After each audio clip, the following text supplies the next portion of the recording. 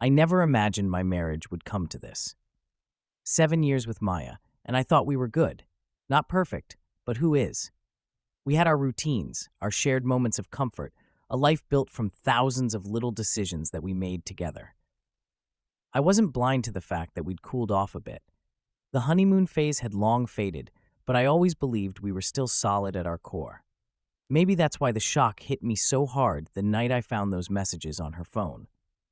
It wasn't like I was snooping. I'm not that guy, not the type to dig through someone's personal stuff, especially not my wife's. But her phone buzzed with one of those insistent notifications when she wasn't around, and without thinking, I picked it up. It was unlocked, which in hindsight felt strange. Maya usually kept it secure, a fingerprint scan, or whatever. The screen lit up, showing a new text from someone named Lucas. I didn't know any Lucas. My curiosity got the better of me. It was a harmless thing, or so I thought at the time. Just a quick peek. The message was casual enough on the surface, but it didn't take long for me to scroll back through their conversation. My stomach tightened with each word. Lucas wasn't just anyone. He was a friend. No, something more, from Maya's past. Their texts weren't explicit, not in the way you might expect from an affair. But the emotional intimacy, the little references to shared moments, old promises, it was all there. I felt sick. The more I read, the clearer it became. This wasn't just some harmless reconnecting. It was something deeper. There was a whole history between them, one I never knew about, and now it had seeped into our life like a poison. I put the phone down, my hands trembling slightly, unsure of what to do next. I tried to tell myself that maybe I was overreacting. Maybe this wasn't what it looked like. But deep down, I knew. You don't hide a relationship like this from your husband unless there's something to hide. And why hadn't she mentioned Lucas before? Why hadn't she told me she was seeing him again? When Maya came back into the room, she looked at me, oblivious to the storm brewing inside me. She smiled like nothing had changed. She was holding 2 cups of tea, one for me, one for her, and she sat down beside me on the couch, close, but suddenly feeling miles away. I couldn't bring it up then. I wasn't ready. My mind was spinning, racing through every scenario, every possibility of how this could have started, how it could have escalated without me noticing. Instead, I forced a smile and took the tea from her, my fingers brushing hers in a moment that felt hollow. I nodded and pretended everything was fine, but inside, I was unraveling. Over the next few days, I became obsessed with figuring out the truth. I started paying closer attention to everything Maya did, watching for any little sign that might confirm what I already knew. She was spending more time out, claiming she had work things, meeting friends for coffee. It wasn't unusual, but now, knowing what I did, every absence felt suspicious. I thought about confronting her a dozen times, but every time I backed out at the last minute. I wasn't ready to hear the truth. And then, one evening, when the tension had become unbearable, I finally gathered the courage. We were sitting at the kitchen table, finishing dinner. The silence between us stretched on longer than usual, and I could tell Maya felt it too. She looked at me, a frown creasing her forehead. "Is everything okay?" she asked, her voice soft but with that edge of concern that told me she knew something was off. I set my fork down, my heart pounding in my chest. "I need to ask you something," I said, my voice quieter than I intended. Maya leaned forward, her eyes searching my face. "What is it?" I took a breath, steeling myself. "Who's Lucas?" For a split second, there was no reaction. Then I saw it, the flicker of panic in her eyes, the way her body stiffened. She quickly tried to mask it, but it was too late. I'd seen enough. She swallowed hard, setting her own fork down, her hands folding in her lap. He's an old friend," she said carefully, her voice a little too steady, as if she had rehearsed this. "An old friend," I repeated, my anger barely contained. "You've been texting him, seeing him." Maya's face paled. She opened her mouth to speak, but no words came out. I pressed on, my voice rising. "Why didn't you tell me? Why hide it?" She looked down, her hands trembling slightly. "I wasn't hiding it," she whispered, but we both knew that was a lie. I stared at her, waiting for something more, but when she didn't offer an explanation, the floodgates broke. "I saw the messages, Maya. You've been talking to him for months, meeting up with him. Why?" My voice cracked, the betrayal hitting me harder than I thought it would. "Why didn't you tell me?" Tears welled up in her eyes, and for a moment I thought she might deny it all. But then she sighed, her shoulders sagging in defeat. "I didn't want to hurt you," she said, her voice thick with emotion. "Lucas, he's someone from my past. We were close once, really close, and we made this stupid promise when we were kids." "A promise?" I interrupted, my confusion mounting. "What kind of promise?" Maya wiped at her eyes, struggling to keep her voice steady. "We promised that if we ever felt lost, or if our marriages ever got stale, we'd find each other again, just to see if there was still something there." I couldn't believe what I was hearing. "You're telling me this is about some childhood promise? That's why you've been cheating on me?" Her tears flowed freely now. "It wasn't supposed to happen like this," she cried. "When we reconnected, I thought it would just be a way to catch up, to see an old friend. But when we met again, all these feelings came rushing back. The memories, the things we shared, it was overwhelming. I felt like I was losing my grip on reality. So what? You just fell back into his arms? Just like that?" Maya shook her head, her voice desperate. "No, it wasn't like that. At first, it was just emotional. We talked about the past, about how things might have been different. But then, there's this perfume, Evan, the same one I used to wear when we were kids. Lucas had it, and when I smelled it again, it was like everything came flooding back. It sounds crazy, I know, but that scent, it brought back everything. I couldn't stop it." I stared at her, dumbfounded. "So this is about a perfume? That's your excuse?" "It's not an excuse," she whispered, her voice barely audible. "It's just, I don't know how to explain it. It's like the scent unlocked something in me, something I hadn't felt in years, and now I don't know what to do." I stood up, unable to sit still any longer. My mind was spinning, and I needed space, air, anything to clear my head. "You don't know what to do?" I echoed, my voice thick with disbelief. "You're my wife, Maya. We've been together for years, and you're telling me you don't know what to do?" She looked up at me, her face wet with tears. "I love you, Evan. I do. But Lucas, he's part of my past, and I don't know how to separate the two anymore." I turned away, feeling the weight of her words crashing down on me. The woman I loved, the woman I built a life with, was torn between me and some nostalgic fantasy. And I didn't know if I could compete with that. "I need some time," I muttered, walking toward the door. "I need to think." Maya didn't try to stop me. She just watched me leave, her silence heavy with regret. And as I stepped outside, the cool night air hitting my face, I realized that nothing in our life would ever be the same again. I spent the next few days avoiding Maya. I wasn't ready to talk about what she'd said, and the weight of her confession pressed on me, suffocating every thought I had. It felt surreal. How had things gone so wrong so quickly?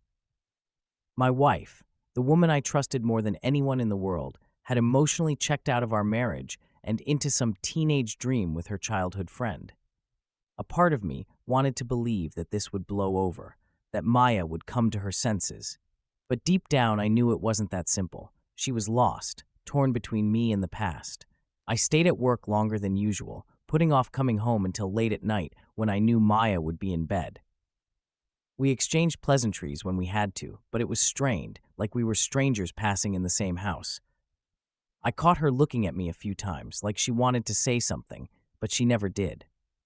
I didn't push. I couldn't. I didn't know how to deal with this. Every time I thought about her and Lucas, about their so-called promise, it made me sick. How could a marriage, our marriage, be so vulnerable to something as flimsy as a childhood pact? One night, after another long day of trying to distract myself, I decided I couldn't take it anymore. I had to know more.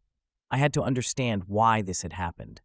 So I did something I hadn't done before. I asked her outright. She was sitting on the couch, flipping through a magazine absent-mindedly, when I dropped down in the chair opposite her. For a moment, she didn't look up, but I cleared my throat, and her eyes met mine, wide with uncertainty. "Maya," I said, trying to keep my voice steady, "I need to understand. Why Lucas? Why now? What's really going on?" She put the magazine down, her hands fidgeting in her lap, and for a long time, she didn't say anything.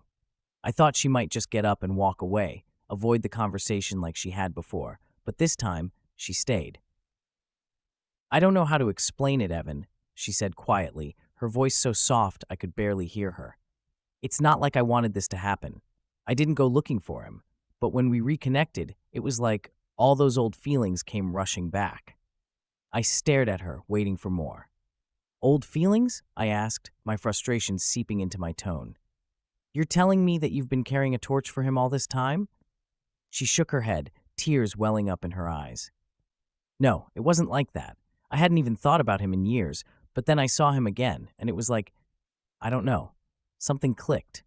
We started talking, and it was easy, easier than I thought it would be. Easier than talking to me? I asked, my chest tightening. She looked down, and the answer was in the silence that followed. I didn't mean for it to turn into anything, she said finally. At first, it was just catching up, but then we started talking about our lives, about the past, and I don't know. It felt good to remember who I was before everything got complicated. Before us, you mean, I said bitterly, before our life together. She flinched, but didn't deny it. It's not about you, Evan. It's about me. I lost something along the way, and when I was with Lucas, I felt like I found a part of myself again. I ran a hand through my hair, exasperated. What does that even mean, Maya? You're telling me you found yourself by what?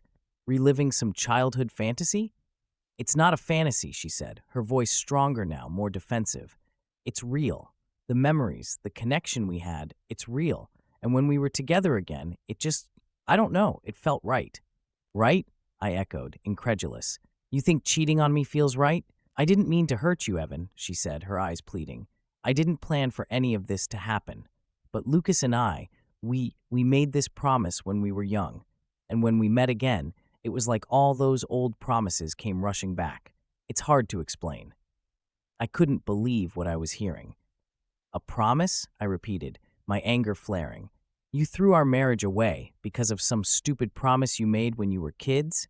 It wasn't stupid, she said, her voice trembling. It meant something to me back then, and when I saw him again, it meant something all over again. I know it sounds crazy, but it's the truth. I stood up, pacing across the room, trying to wrap my head around everything. And the perfume, I said suddenly, turning to face her. What's that about? You said something about a scent, about it unlocking memories. What is that? Maya hesitated, and for a moment, I thought she might not answer. But then she took a deep breath, her eyes brimming with unshed tears. When we were kids, I used to wear this perfume. It was Lucas's favorite, and every time I wore it, he'd tell me it reminded him of something special between us. After we drifted apart, I stopped wearing it, forgot about it completely. But then when we reconnected, Lucas had a bottle of it.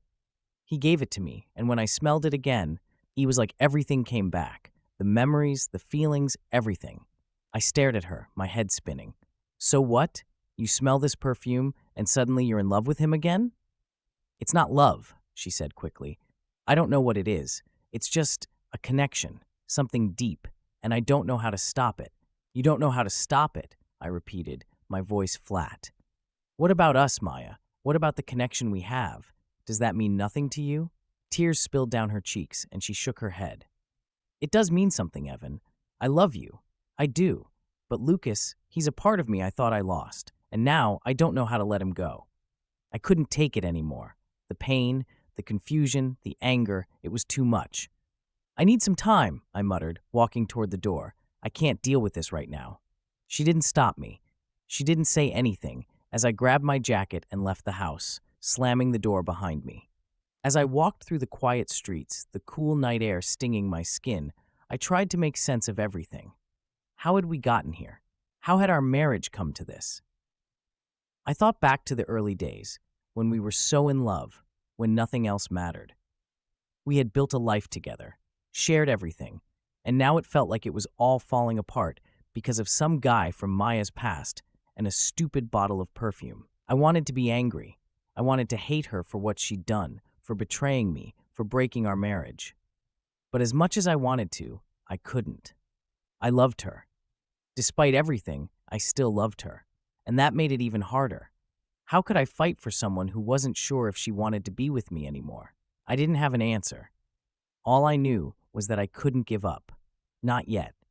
I needed to talk to Lucas to understand what the hell he thought he was doing. If he thought he could waltz back into Maya's life and take her from me, he was wrong. This wasn't just about the past. This was about our future, and I wasn't going to let him ruin that. The next morning, I woke up with a clarity I hadn't felt in days. I was going to confront Lucas. I didn't know what I would say or how he would react, but I had to do something.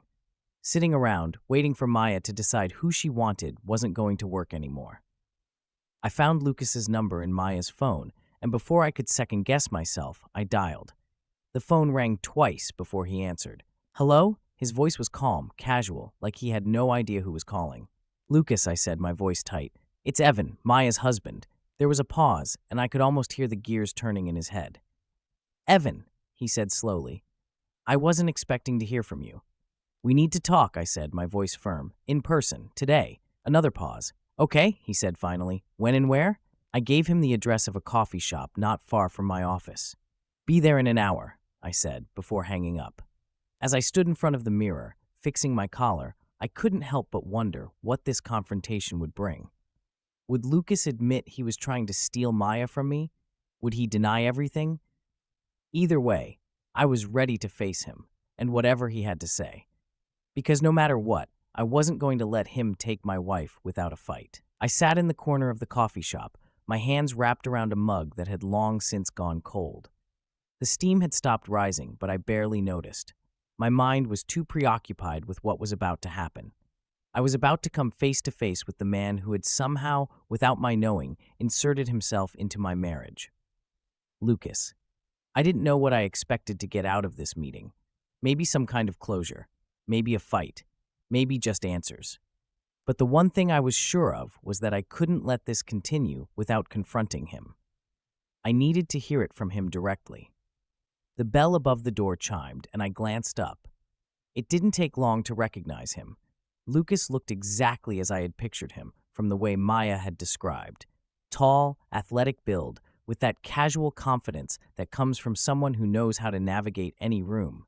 He spotted me immediately and walked over, his face composed, though there was a tension in his eyes that mirrored my own. "Evan," he greeted me as he slid into the chair across from me. "Thanks for meeting with me." His voice was calm, like he was about to sit down for a business lunch, not face the man whose marriage he'd helped tear apart.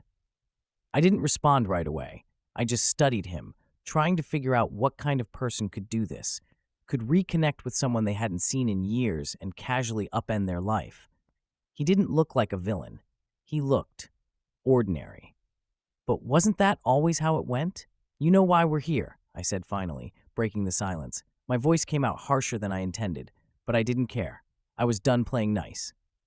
Lucas leaned back in his chair, nodding slightly. "I do. Look, Evan, I didn't come here to make excuses. I know what this looks like. I know how it feels, and I get why you're angry."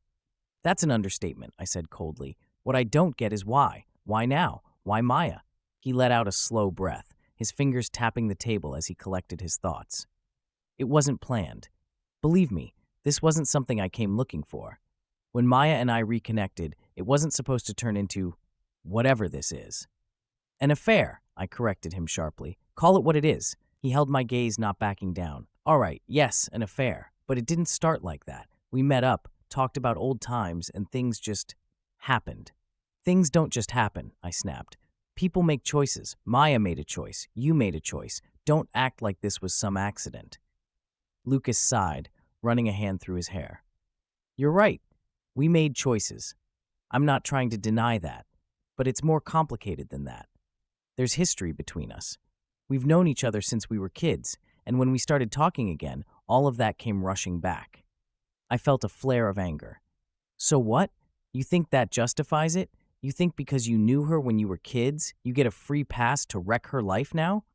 He shook his head, leaning forward, his expression more serious now. "No, it doesn't justify it. But I need you to understand something, Evan. This wasn't about you. It wasn't about taking her from you or trying to destroy your marriage.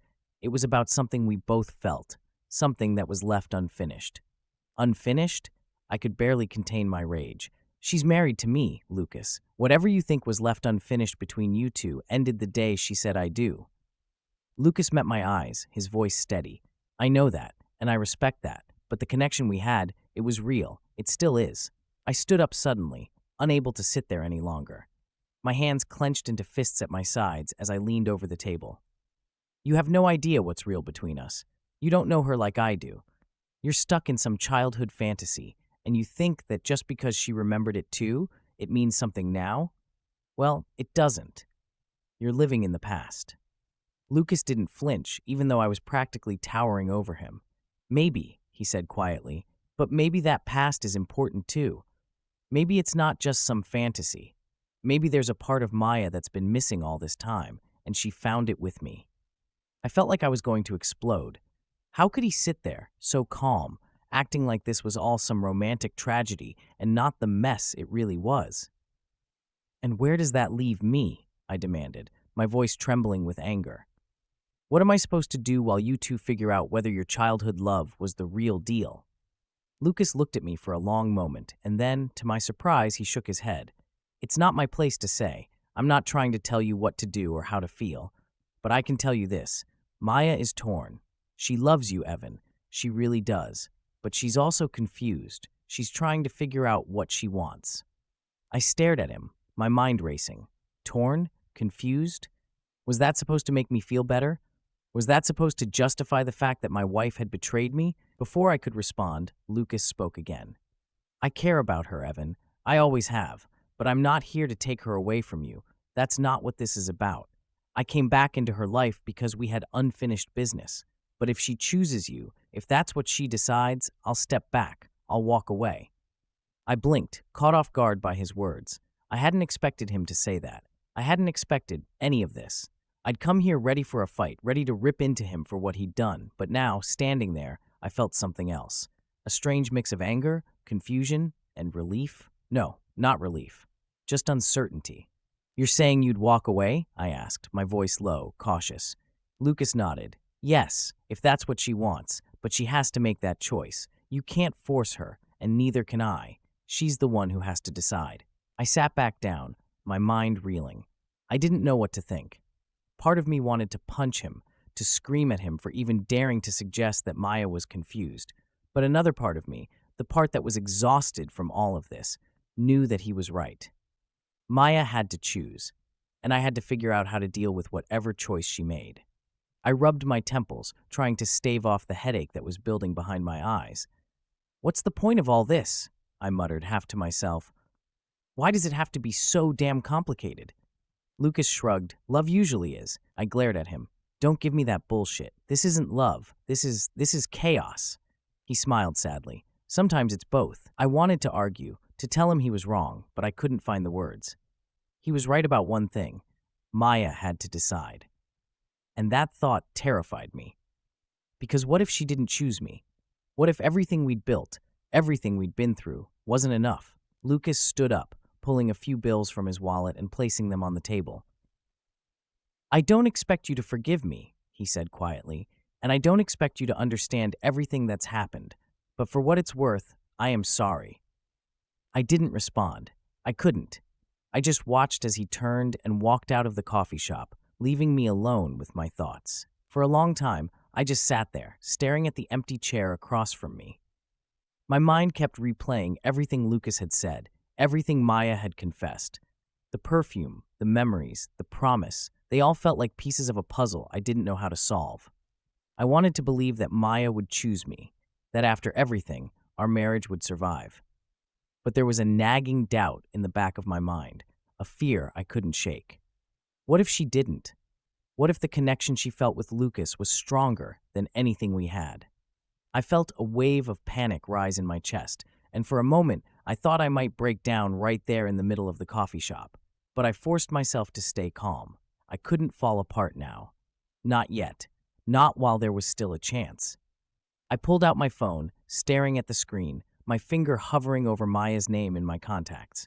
I wanted to call her, to demand answers, to beg her to come home and tell me that everything would be okay. But I didn't. Instead, I put the phone away and walked out of the coffee shop, my mind racing with thoughts of what came next. Maya had to make a choice, and so did I. I didn't know what her choice would be, but I knew one thing for sure. I wasn't going to wait around forever. If she wanted to be with Lucas, she needed to say it. And if she chose me, we had to figure out how to rebuild what we'd lost. But the hardest part, I didn't go home right away. After leaving the coffee shop, I walked for what felt like hours, trying to clear my head, but all I could think about was the conversation with Lucas. His words echoed in my mind, how Maya was torn, how she had to make a choice. I hated that it was true. I hated that I wasn't in control of this situation. I hated that my marriage was hanging by a thread, dependent on Maya's decision. And I hated the uncertainty that came with it, the not knowing if she'd choose me or if she'd choose him. By the time I finally made it back to the house, the sky had already started to darken. I stood outside for a while, staring at the door, wondering what I was supposed to say when I walked in. Should I tell her I'd met with Lucas? Should I demand that she make a decision right then and there? Or should I just act like everything was fine, pretend like I wasn't falling apart inside? I didn't have the answers. I didn't have a plan. All I had was a knot of anger, fear, and frustration that was eating me alive. When I finally walked inside, the house was quiet. Too quiet.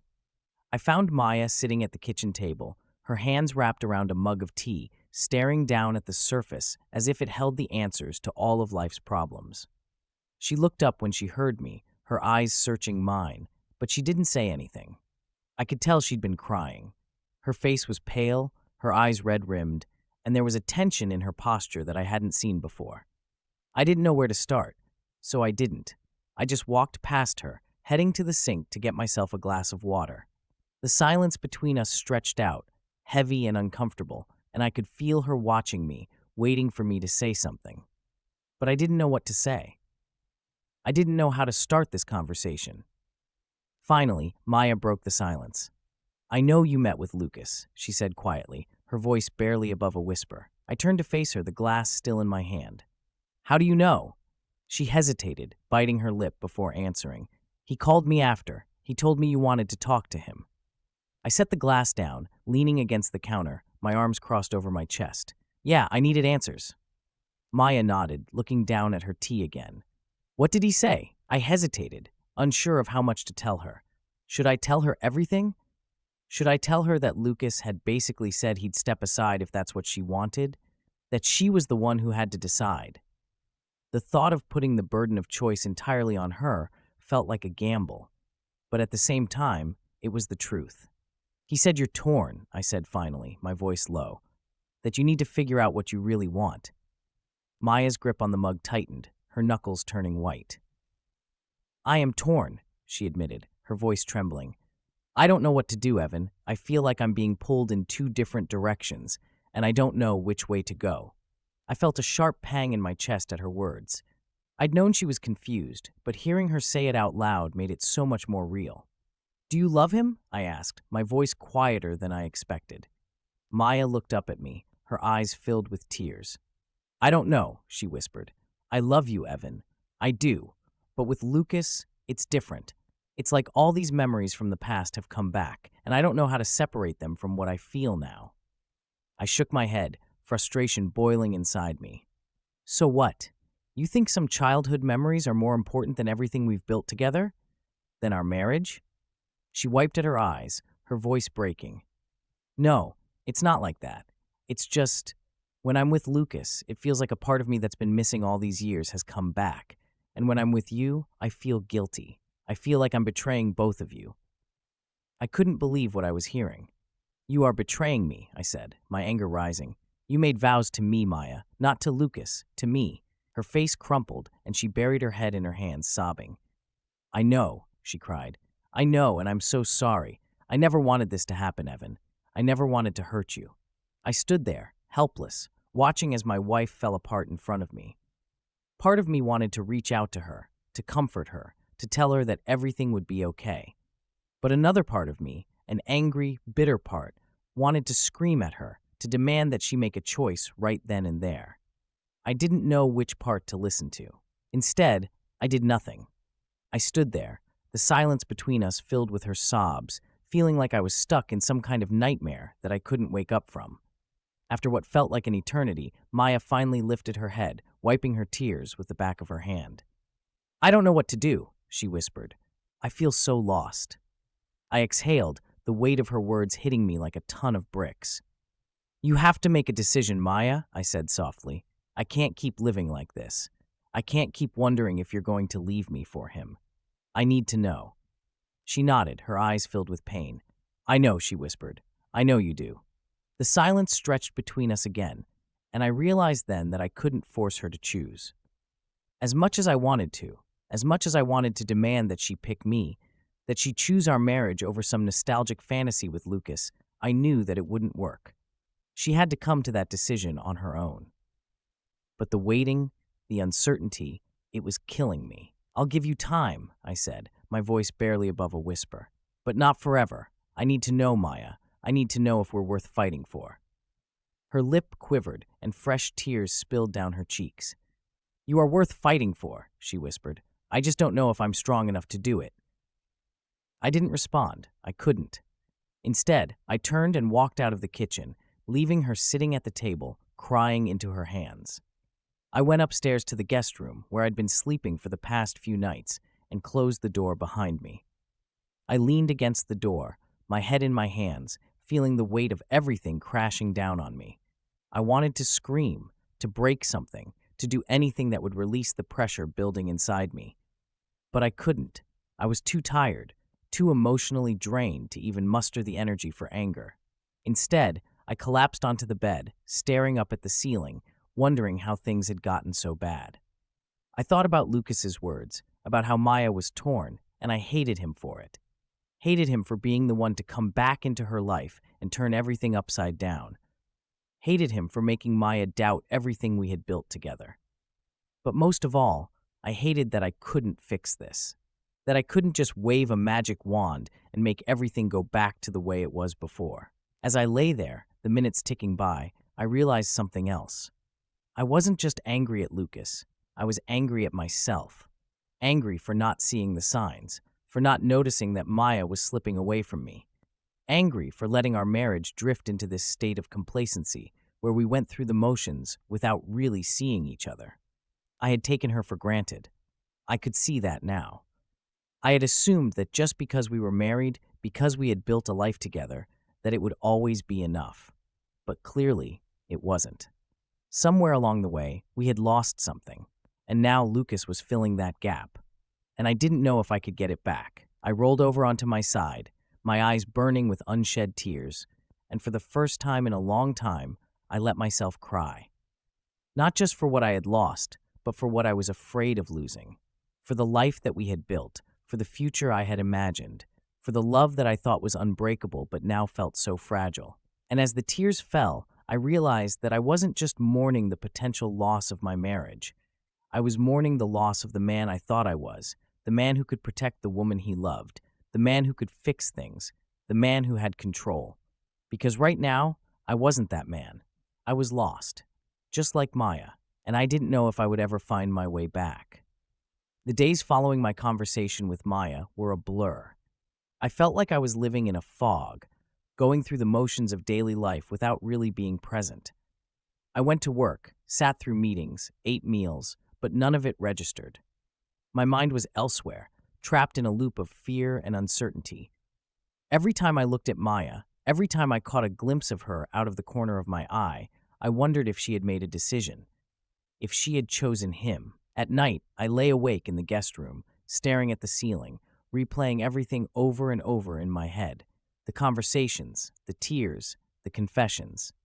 I thought about Lucas, about the way he had calmly explained his connection with Maya, about how he had said he would step aside if that's what she wanted. But was that really true? Or was he waiting in the wings, ready to swoop in if she faltered, if she decided our marriage wasn't enough? The thought made my chest tighten with a mixture of rage and despair. I had never felt so powerless in my life. I was used to being in control, to solving problems. But this was beyond me. I couldn't fix it. I couldn't control how Maya felt, and that terrified me. I wanted to grab her, shake her, make her see that we were worth fighting for, that the life we had built together was more important than some nostalgic connection to a man from her past. But I couldn't. I knew that pushing her would only drive her further away. So I waited, and the waiting was killing me. One night, after another long, restless evening of lying awake, I couldn't take it anymore. I needed to talk to someone, to get out of my own head before I drove myself insane. I grabbed my phone and scrolled through my contacts, stopping at the name of my best friend, Mark. He was the one person I could talk to about this, the one person who wouldn't judge me for how messed up my life had become. I hit call, hoping he'd pick up, even though it was late. "Hey, man," Mark's voice came through the line, groggy but concerned. "You okay?" I exhaled, feeling a strange sense of relief just hearing his voice. "I don't know," I admitted, my voice thick with exhaustion. I needed to talk. Are you busy?" "Nah, I'm not busy. What's going on?" I hesitated, not knowing where to start. How could I explain everything? How could I put into words the mess that my life had become? But Mark had been my friend for years. He knew me better than anyone, and I knew he wouldn't push if I didn't want to talk. But tonight, I needed to. "It's Maya," I said finally, my voice heavy. She's seeing someone else." There was a long pause on the other end of the line, and I could hear Mark processing what I just said. "What? Are you serious? Maya?" I nodded, even though he couldn't see me. "Yeah, her old childhood friend, Lucas. They reconnected, and I don't know, man. She says she's torn, that she doesn't know who she wants to be with." "Jesus, Evan," Mark said, his voice laced with disbelief. "I don't even know what to say. That's messed up."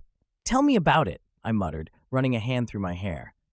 "I feel like I'm losing her, like everything we've built is slipping away, and I can't do anything to stop it." Mark sighed on the other end of the line. "Look, man, I'm not going to pretend I know what you're going through, but you can't just sit there and wait for her to decide. You have to make a choice too." I frowned, confused. "What do you mean?" "I mean, you can't keep living in this limbo, hoping she'll pick you. You need to figure out what you want too. Are you willing to fight for this, or are you going to let her go?" His words hit me like a punch to the gut. I hadn't thought about it like that. I had been so focused on Maya's decision, on whether she would choose me or Lucas, that I hadn't considered my own role in this. Did I want to fight for her? Could I handle being second choice if she eventually came back to me? "I don't know," I said honestly, my voice barely above a whisper. "I don't know if I'm strong enough to keep fighting for someone who doesn't know if they want to be with me." Mark was silent for a moment, then he spoke, his voice softer now. "Evan, you've got to think about what's best for you too. I know you love her, but you can't lose yourself in this. If she's not all in, you deserve better than that." I closed my eyes, Mark's words swirling around in my head. He was right. I couldn't keep waiting around for Maya to make up her mind. I had to figure out what I wanted, what I could live with.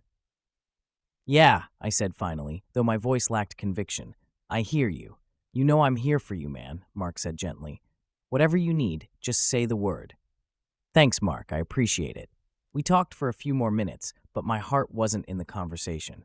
I was too wrapped up in my thoughts, too caught up in the whirlwind of emotions that had been building inside me for weeks. After we hung up, I lay back on the bed, staring at the ceiling, Mark's words still ringing in my ears. Was I willing to fight for Maya? Could I live with the fact that she had been unfaithful, that she had been so emotionally attached to someone else? Could I trust her again if she chose me?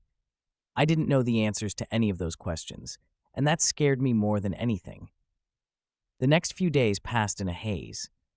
Maya and I barely spoke, the tension between us growing thicker with each passing moment. It was like we were walking on eggshells around each other, both of us afraid to say or do anything that would break the fragile peace we had managed to maintain. But the silence between us was deafening, and I could feel the distance widening. One evening, I came home from work and found Maya sitting on the couch, her legs tucked under her, staring blankly at the television. She looked exhausted, her face drawn and pale, like she hadn't slept in days. I knew I probably didn't look much better. She didn't say anything as I entered the room, and for a moment I considered just walking past her, going up to the guest room like I had been doing for weeks. But something stopped me. Maybe it was Mark's words still echoing in my head. Maybe it was the realization that I couldn't keep avoiding this conversation. Either way, I knew I had to say something. "Maya," I said quietly, standing in the doorway, "we need to talk." She looked up at me, her eyes wide and filled with fear. She nodded slowly, and I could see the tension in her shoulders as she prepared herself for whatever was coming next. I sat down in the chair across from her, my heart pounding in my chest. Have you have you made a decision? Maya hesitated, biting her lip as she looked away from me. I don't know, she whispered. I'm still so confused. I felt a wave of frustration wash over me, and I struggled to keep my voice steady. Maya, I can't keep living like this. I need to know if you're going to choose us or if you're going to walk away. She flinched at my words, tears welling up in her eyes. I don't want to hurt you, Evan. I never wanted to hurt you. Then don't, I said, my voice softer now.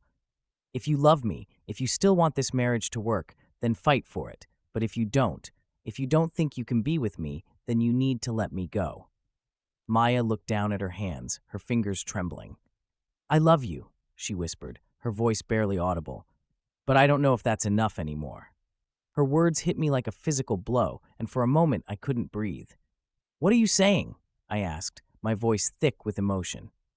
I'm saying that I don't know if I can ever go back to the way things were, she said, tears streaming down her face. I don't know if I can fix this, Evan. I don't know if I'm strong enough. I stood up abruptly, the anger and pain boiling over inside me. So that's it? You're just going to walk away? After everything we've been through? She shook her head, sobbing. I don't want to, but I don't know what else to do. I'm so lost. I stared at her, my heart breaking all over again. I can't keep doing this, Maya. I can't keep waiting for you to decide if you want to be with me or not. I deserve better than that. She looked up at me, her eyes filled with sorrow. You're right, she whispered. You do deserve better, but I don't know if I can be that for you anymore. I felt the floor drop out under me. Her words hit like a punch to the gut. She didn't know if she could be that for me anymore. What was I supposed to do with that? It felt like the ground beneath my feet was crumbling, and all the while, she just sat there, crying softly. I didn't want to yell at her. I didn't want to be angry. But I was. I gave you everything, Maya, I said, trying to keep my voice steady, but the tremble slipped through. I've stood by you through everything. We built a life together, and now you're telling me you're not sure you want that life anymore. How did it come to this? She wiped her tears, her shoulders shaking as she tried to catch her breath. I don't know, Evan. I don't know how we got here either. I wish I could give you answers. I wish I could just snap my fingers and go back to the way things were before, but I can't. I feel like I've lost a part of myself, and I don't know how to get it back. I ran my hand through my hair, pacing the room. It didn't make sense. None of it did. So Lucas is the answer? I asked, my frustration boiling over. You think being with him is going to fix everything? That he's going to fill whatever hole you think you have inside you? Maya looked up at me, her face pale and tear-streaked. No, she said quietly. It's not about him. It never was. Lucas is he's part of a past that I've been holding on to. But being with him isn't going to make everything better. I know that. I stopped pacing and looked at her. Then why? Why are you doing this? She shook her head, her voice breaking. Because I don't know who I am anymore, Evan. I feel like I've been living someone else's life. And when I saw Lucas again, it reminded me of who I used to be. The person I was before everything got so complicated. And I don't know how to reconcile that with who I am now. I couldn't believe what I was hearing. She didn't know who she was. What about me? What about our marriage? So what? You're just going to throw everything away because you're having an identity crisis. Maya winced at my words, but she didn't argue. She just sat there, defeated, like she didn't have the strength to fight anymore. I'm sorry, she whispered. I don't want to hurt you, but I don't know how to fix this. I sat down, the weight of everything crashing down on me. I didn't know what to do. I didn't know how to fix this either. Do you even want to? I asked, my voice barely audible. Do you want to fix this? Or are you just done? She hesitated, and that hesitation felt like a knife to the heart. I don't know, she whispered. I couldn't breathe. I couldn't think. How had we gotten here? How had the woman I loved, the woman I thought I would spend the rest of my life with, become a stranger? I wanted to scream. I wanted to cry.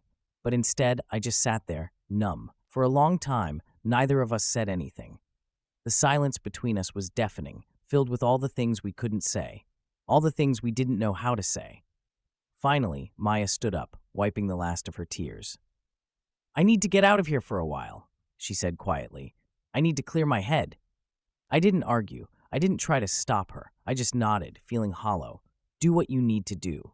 She grabbed her coat and her keys, and before I knew it, she was gone. The door closed behind her, leaving me alone in the house that felt so much colder without her in it.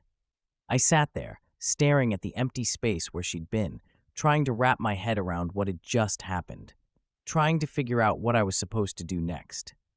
But I didn't know. I didn't know how to move forward. I didn't know if I wanted to. I just felt lost.